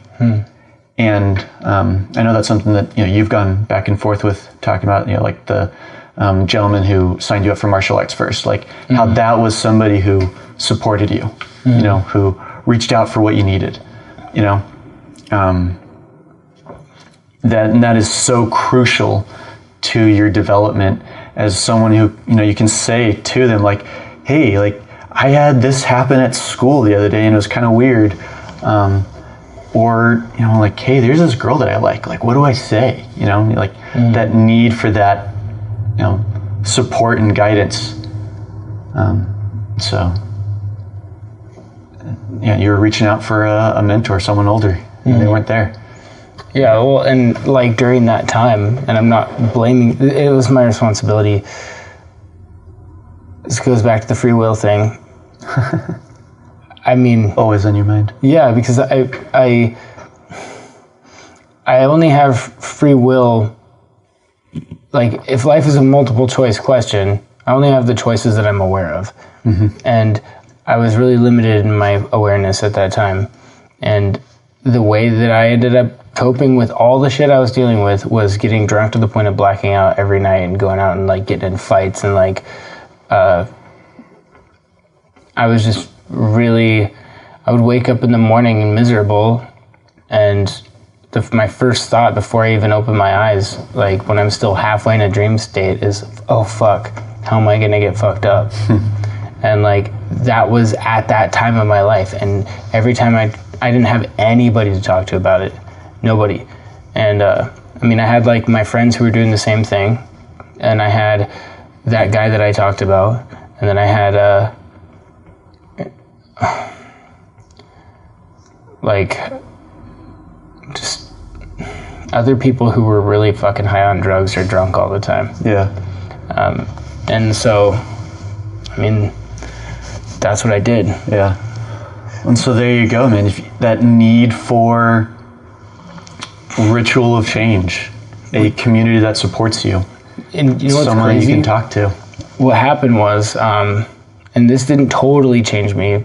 It changed me for a little while, but after my family moved, like all my friends either joined the military, got locked up, or died. And then my foster parents split up. My best friend, one of them died and the other one went to jail or prison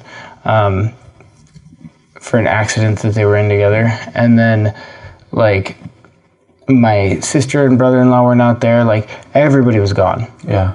I had nobody. And I ended up going and getting a job with, so it's crazy. I'd been told when I was younger that I was Jewish. And then I did some shitty genealogy that was all the evidence I needed. And I believed it when I was a kid too. Like, I mean, it was just something I knew about myself, but I never really explored. Okay. But when everyone left, I felt like if there's anyone I can connect with right now, it's like Jewish people. But I wasn't planning on doing it because I always felt like an outcast everywhere I was. I wasn't going to go to the goddamn temple and do the goddamn temple. Wow. The irony of that's that. sacrilegious. But What do you do? Throw some salt over your shoulder now? Or? I don't know. But I ended up getting a job at this sporting goods consignment store downtown, and the owners were Jewish, and the guy who he was in his he was 60. He ended up being like a father to me, and he was always talking to me about stuff, and he would take me to lunch or take me to dinner, and I would go over to their house, and he would give me like side jobs, and I ended up running that place. I walked in there and it was a catastrophe, and they had so much shit to do. Yeah. And they looked like they hated it. They didn't want to run the place. Their son originally owned it, and then he left town to do something else, and they took it over. They came out of retirement to take it over. Okay. And I was like, I walked in, and it was just for like a 2-day job to help him do some stuff, but I got that job done so fast, and I was like, I could run this place myself. I could have all this completely situated and dealt with, and run this entire store. And less than a year later, that's what I was doing. I was the only employee there. Oh, sweet. But I felt a sense of identity, and during that time, they even gave me shit because they thought being kosher and stuff was dumb. But I was super fucking kosher. I was doing, and I needed that strict that ritual and shit. Yeah. And I needed to feel connected with these people.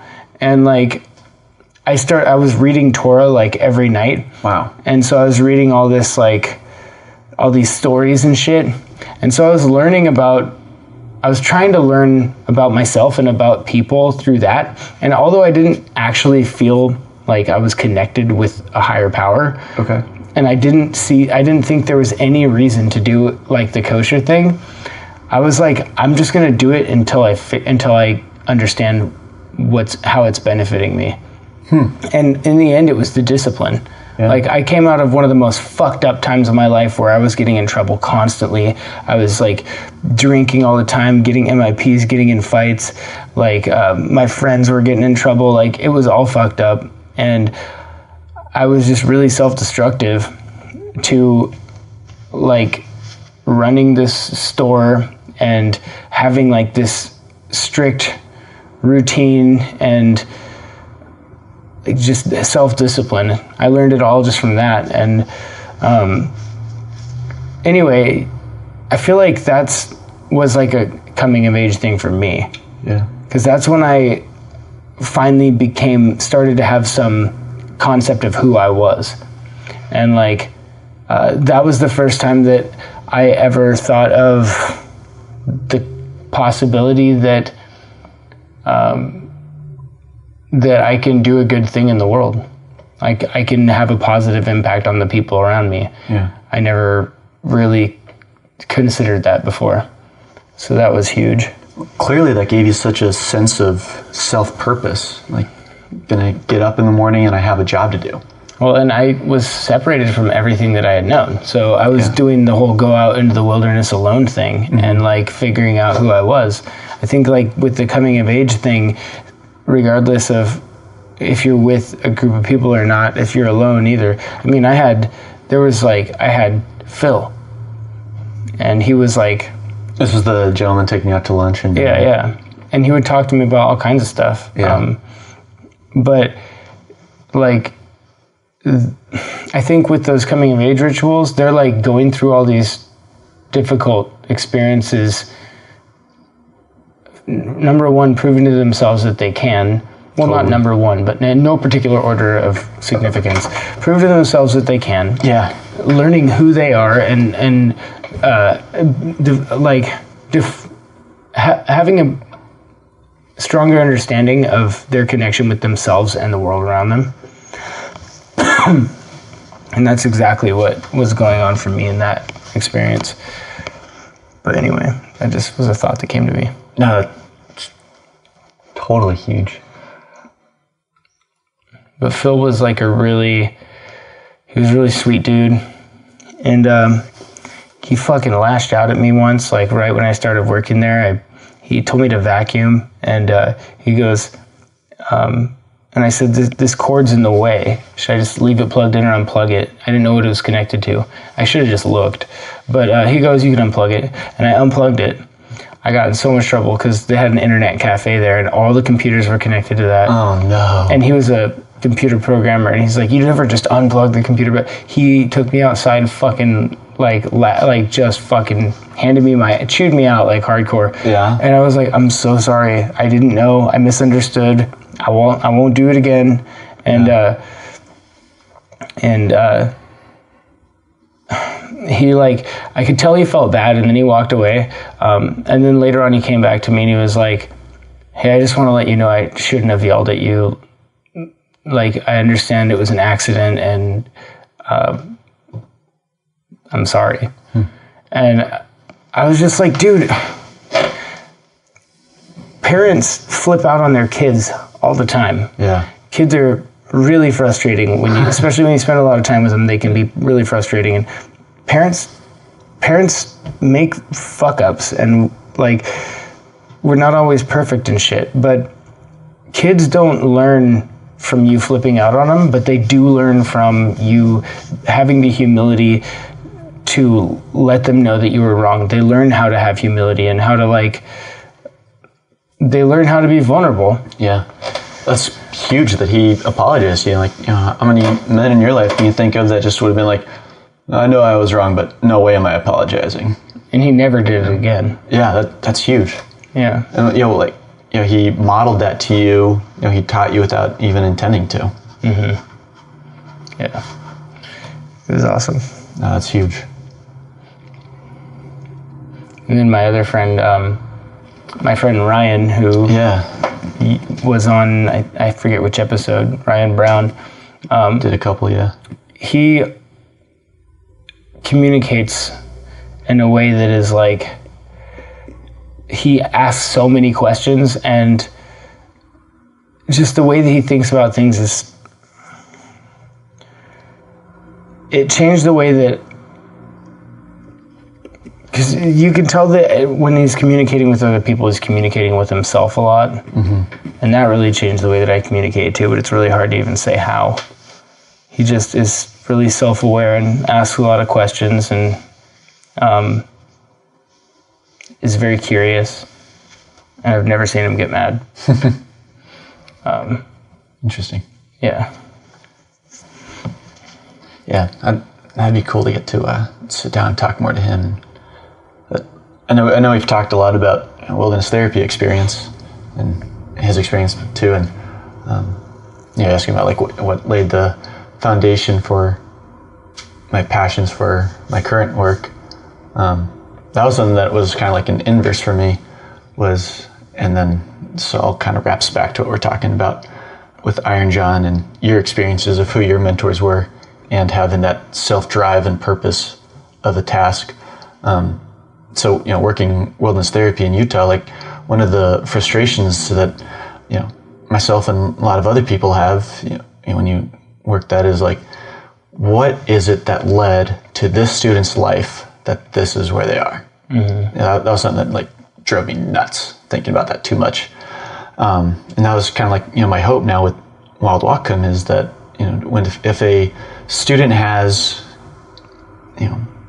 drive, purpose, mentorship, that, they won't act out in the ways that so many students end up in a program like wilderness therapy then. That's the hope anyway. Yeah. I don't know. No way of knowing. Yeah. But. Well, it plants the seed for them to, even if they did end up in wilderness therapy, they would probably experience it differently than somebody who had never done that program. Yeah. Yeah. So,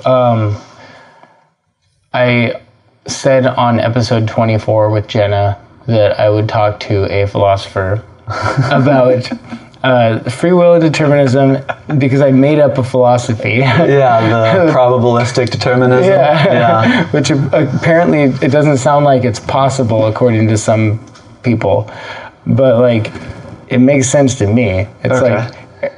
Everything is, instead of, it basically just means there's a determined probability that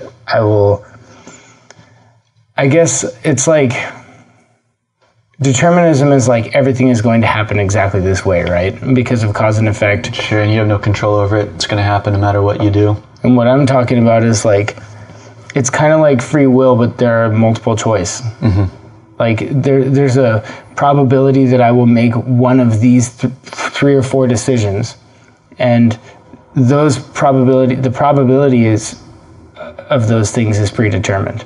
Okay. But I will, because of cause and effect, I might go any of these ways. Mm-hmm. I don't know. I'm listening. Really, honestly, does that sound like something that is possible? That sounds more like a mathematical thing than necessarily a question of if there's free will in the act. Well, so logic. Sure. You will logically choose this progression of choices. Or, according to logic, I will choose it, but maybe not consciously. I don't know. So you're not consciously aware of what led up to you making the decision. Yeah. So that's part of the argument for determinism, that you can't ever make a completely free choice because it is always influenced by previous choices. Yeah, even just your awareness of why you're making the decision is limited to what you've been exposed to and everything, how you've been conditioned to think based on your previous experiences. Mm-hmm. So, I don't know, I guess when I just think determinism, free will means you can just do whatever the fuck. You can make any fucking decision. And if you don't make the right one, it's your fault. Mm-hmm. But I still think that we're predetermined to make certain decisions based on what we've experienced and what we've been through. Sure. Shaped by your environment. We're just really likely to make certain ones. There's a higher probability that we will make certain decisions. Yeah. I don't know. Anyway. Just wanted to run that by you and see if you thought it was bullshit or not. It's another take on I know you said before the difference between hard and soft determinism. Mm-hmm. It's just kind of another take on that. But to be honest, I'm not trying to shut down the idea. Yeah. But you said it once on another podcast that thinking about death or something that you can't actually know is an uninteresting question to you.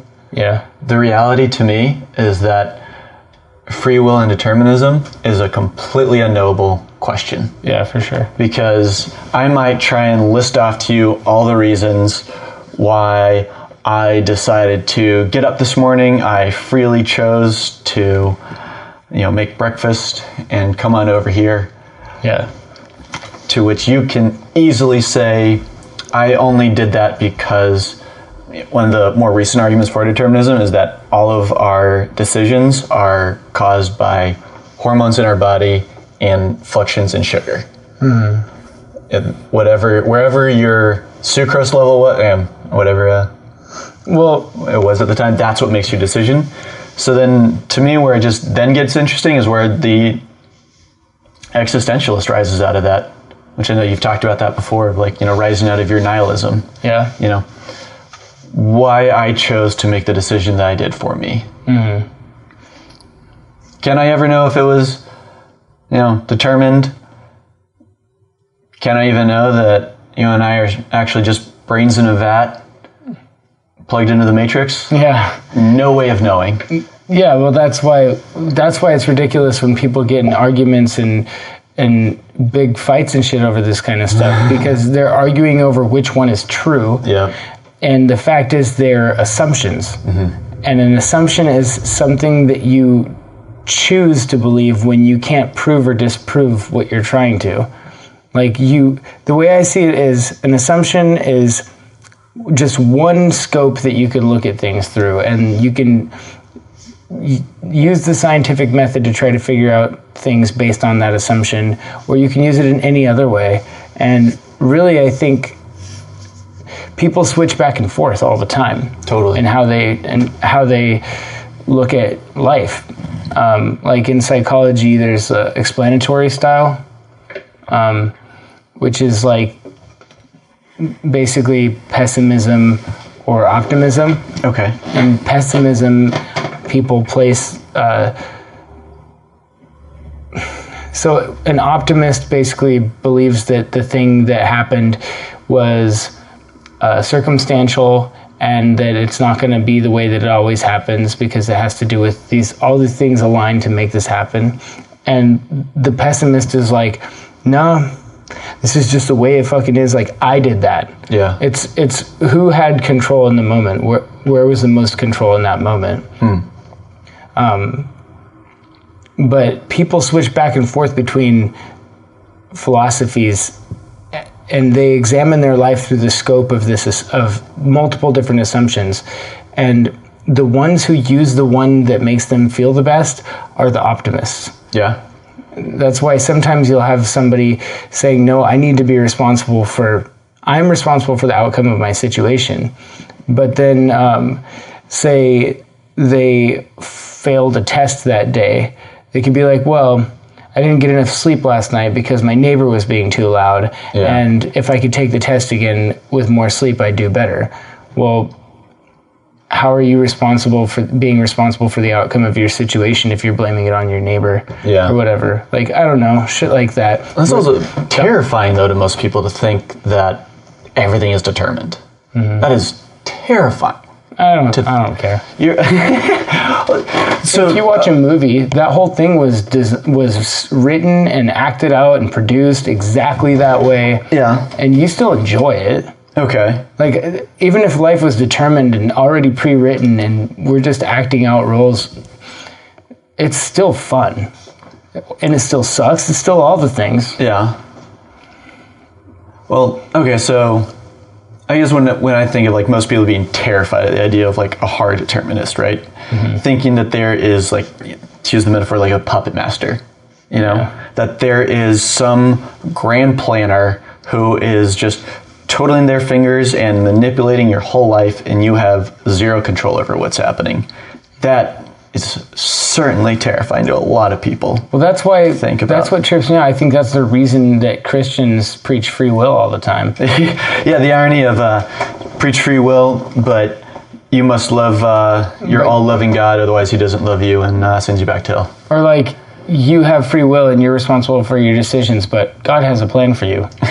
Yeah. That doesn't make any fucking sense. Yeah, huge contradiction there. I was trying to have a conversation with someone the other day, and they're like, well, God has this plan, say, from point A to point B is your life. Yeah. And you're like going to squiggle all around before you get from point A to point B because your free will is what's deterring you from the plan. Yeah. I'm like, but if I had free will, like, if I had informed free will, I would not ever go off of that line. I would go straight down exactly the way that the plan was. Yep. Because I would know that because God loves me, that's the best way to do it. But like, the fact is that, like, according to the Bible, we're not fucking perfect, and we fuck up all the time, and we don't adhere to that plan. I don't know, dude. I just think it's I don't know. People are going to listen to this and probably get pissed off or something. I mean, well, sure. Some people are going to listen to this and get pissed off at anything to have an emotional reaction to, but to say like God has a plan for me. Yeah, it's an easy thing to just put into your Christian doctrine, and but that's what people, when they're going through a rough time, their explanatory style, if it's optimistic, they'll say, "Oh, it's okay. God has a plan for me." Yep. So one of my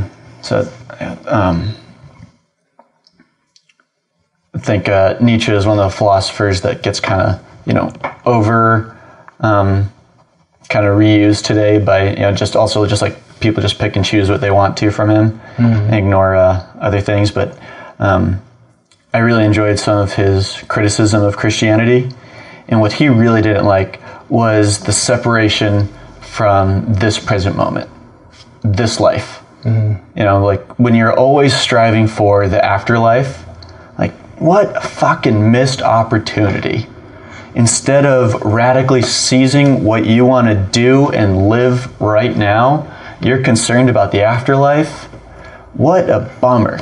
Dude, I used to be Buddhist, and I had a conversation with a Catholic. Okay. And the Catholic told me that he thought Buddhism was shit because of reincarnation. And he's like using that exact same explanation, like because you're thinking about the next life and you're not wanting to be responsible in this one or something. And I'm like, you don't know what you're talking about. But I see his idea of like, oh, I'm just going to be reincarnated, so it doesn't matter what I do now because I'm just going to be coming back. I don't have to worry about any kind of consequences in the next life. But yeah, that's fair. That's just a flat out denial of your Christian doctrine. But even according to Buddhism, you will be reincarnated as something really shitty. Yeah. Or like, well, according to your whatever your karmic state is. Sure.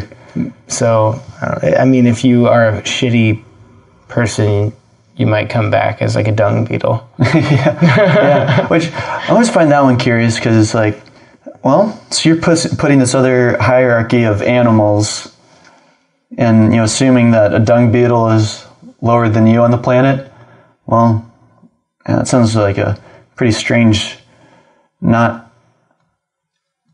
classic Buddhist judgment to me to pass on. It's only a certain sects of Buddhism that even believe in reincarnation. Definitely, yeah. To just broadly put out Buddhism as just the Mitch as broadly putting out Christianity, but back to the critique of thinking. That positive outlook of, God has a plan for me. That also takes away your actions. Like, God has a plan for me, so I'm going to sit back and do nothing. Mm-hmm. God damn it. Yeah. Seize your life. Well, God has a plan for you, but he gives you free will. You have to do something with it. Yeah. Fuck. God damn it. And I said, to Catholic high school, and something that, again, super fortunate and grateful for, probably the best Catholic school teachers that you could hope for. It wasn't any kind of like, you have the classic like Boston, image, bunch of Irish priests running around or something at Catholic schools, or like out of Blues Brothers, the nuns slapping yardsticks around. But no, these teachers were incredible. And a lot of them were teachers who loved teaching, and so they took the opportunity to teach what they wanted at a program that would let them do that. And we talked a lot about the histories of so many of the religions and what led up to it, and and reading like sections of the Bible that weren't included in the final canonizations. Mm-hmm. Like your buddy who's being critical of Buddhism and saying, well, my religion is superior to that. Mm-hmm. Bullshit. One of the questions I would have for him is, what does he think of the Gnostics who think that Jesus was actually completely formed his ideas from Buddhism? This isn't an original idea. This is like a very old idea that maybe Jesus's death and resurrection in the tomb was actually a form of reaching some of the highest state of meditation, rainbow meditation, where your body just dissolves. But if you were then something, again, very grateful for the histories that we talked about in my classes, that I think everybody should be given a history book with their Bible. If Jesus didn't say it, right, there's probably a historical reason to why it's in the Bible, if it wasn't word for word from, at least in the New Testament. So how can you form a new religion around a religion of a man who said, actually, you don't need religion? Yeah. So that was like if you were to look at Jesus historically from a secular sense, and we know he lived historically. There are secular sources of Romans talking about Jesus of Nazareth stirring shit up and riling up a bunch of Jewish people. But he said in other texts, like, you don't need a prophet or a church. You just need a very deliberate personal connection to God. That's all it takes. Well, if your prophet says that, you can't exactly start a new religion, and that's then where you kind of pick and choose what gets put into the final canonizations and forming a new religion. So that whole long point being an answer, or being a thought of, there's so much more context to that guy being quick to stand by his, well, God has a plan for me and fuck Buddhism. Yeah. Probably Jesus was really, there were huge sections of his life where we don't know exactly what he was doing, but he lived in towns that were cities that had people coming from all over the world. He was very likely influenced by Buddhism. The Beatitudes, it would be denial to say that Jesus came up with the Beatitudes completely on his own. What are the Beatitudes? The Beatitudes are so like the Sermon on the Mount. Like I said, if you take just Jesus's thoughts and anything else, it's probably historical reasoning. The Beatitudes are the things that Jesus said, like being kind to your neighbor. Those teachings that are kind of the core of just being a good person. Yeah. So. Yeah. So the Beatitudes don't support standing outside and picketing against homosexuality. Oh, the exact opposite. I know. That's the thing, man. God, I have such a hard time. Something that I've been recently really working on is not getting quick to be assuming and angry to Christians like that. It's they're just, like you said, what's going on with your life, man? Yeah. That's probably someone who, they need a good history lesson, or someone to, healthily express what's on their mind too, without acting out like that. One time I worked at a place, totally gonna derail this. Never mind, fuck it. I gotta get better about that. But okay, how long have we been talking for? Damn, 2 hours. Yeah. Okay, so if you could take all of the, I've been asking this question at the end of my podcast pretty much since I started, but if you could take all of the all the communication skills that you've learned throughout your life, and all probably the most important teachings, if you only had a paragraph that you had to condense all the most important things you've learned in your life down to pass on to the next generation, what would it be? Find what it is that you are truly great at, go after it. That purpose, that drive that we were talking about, it's hard to find. When you find it, stick to it. Don't hesitate. Fully commit. Hell yeah. And then if there... Oh, I can't talk right now. Okay. What's the other question? Oh yeah. Is there like any concept or idea or thing that you want to plug before we end the conversation?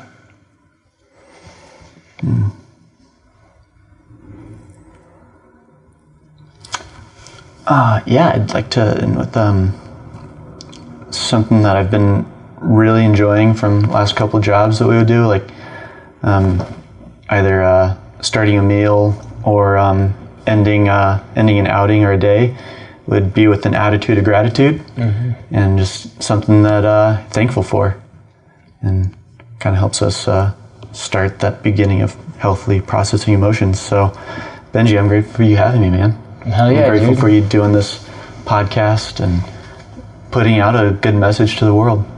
I'm grateful to have you here too, man. Thank you. And real quick, is there like a specific way that you do that, like exactly how you just did, or do you have like the kids sit around and journal, or? Yeah, actually, there's a little process or ceremony that goes with it. We gather in a circle and slice up apples, pass the bag of apples, and everyone takes a slice and says what they're thankful for. Oh, that's awesome, man. Yeah, it's a pretty special little ceremony that, kind of ties into that classic ritual of breaking bread, having some food as a community, and each person getting the opportunity to speak to the group while everyone's given their respect and attentive listening. Oh yeah, awesome. I'm okay with having a cheers with some more coffee other than Okay, cool. an apple. Yeah.